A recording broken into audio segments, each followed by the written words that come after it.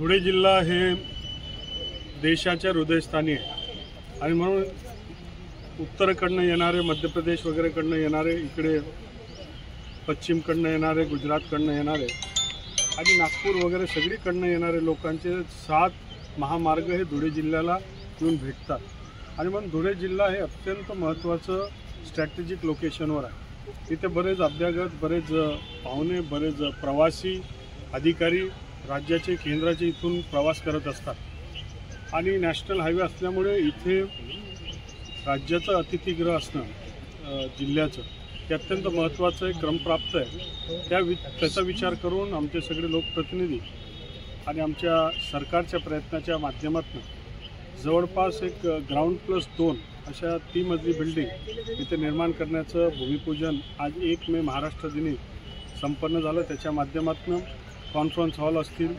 Video कॉन्फरन्सिंगसाठी तातडीचा राज्याबरोबर जोडण्यासाठी conferencing hall असेल, त्याचबरोबर इथे काही मीटिंग घेण्याच्या संदर्भातला हॉल असेल, राहण्याचं अभ्यागत कक्ष असेल, अशा साऱ्या सोयीसुविधांनी युक्त असलेलं असं एक अद्ययावत विश्रामगृह कम मल्टीपर्पज हॉल इथे तयार करण्यात येते।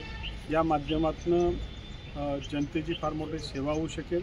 आपल्याला बऱ्याच वेळा धुळे शहरामध्ये ज्यावेळेस प्रमुख VIP आले तर मीटिंग कुठे घ्यावी, त्यांची व्यवस्थापन कुठं करावं, हा सगळा प्रॉब्लेम येत असतो आणि म्हणून त्या दृष्टिकोनातून पहिल्या टप्प्यामध्ये 4.5 कोटी रुपयाचं इथे या बिल्डिंगचं भूमिपूजन झालं।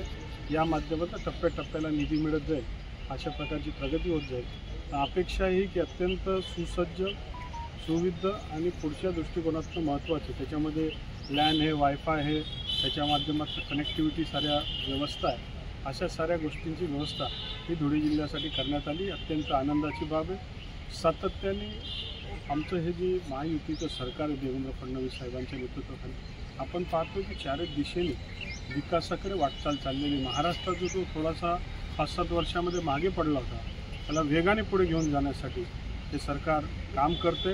राज्याचे मुख्यमंत्री, राज्याचे दोघेही मुख्यमंत्री, उपमुख्यमंत्री या दोघांच्या माध्यमातून विकास वेगाने चाललेला आहे। धुळे जिल्ह्याचे सर्व लोकप्रतिनिधी यांचंसुद्धा सातत्याने त्या भागाच्या ज्या क्षेत्रामध्ये काम होते तिथल्या आमदाराचा आणि एकंदरीत जिल्ह्याच्या विकासासाठी सातत्याने प्रयत्न होतो आहे आणि या प्रयत्नाला राज्य सरकारमार्फत दुजोरा मिळतो आहे, ही आनंदाची बाब आहे। धुळे जिल्हा हा विकासाच्या मार्गावर येणाऱ्या 4-5 वर्षामध्ये महाराष्ट्रातल्या अग्रगण्य जिल्ह्यामध्ये धुळे जिल्ह्याचं नाव, याचा उल्लेख राहील असा विश्वास या निमित्ताने व्यक्त करतो।